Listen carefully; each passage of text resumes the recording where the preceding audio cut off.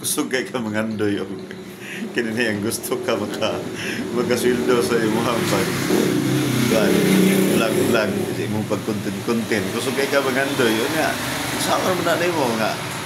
dili magani ka mag-like di magani ka mag-share kusog kay ka mangandoy og share kusog kay ka mangandoy og like comment nya di man po gani ka mo comment di man po gani ka mag-like o di ba di gani ka mag-share unsaon man na sa to pa nagpasabot pa na nga ultimo ikaw mismo naghandoy dalo po kasi imong kaugalingon mao na diha iyon na nilagod mga kaagaw kinahanglan nga pila raw ko ng pag-share pila raw ko ng pag-like pila raw ko ng pag-comment o gani ikalipay naman kayo na sa uban ikalipay naman na kayo sa mga natungdan mag-like ka mag-comment ka o mag-share ka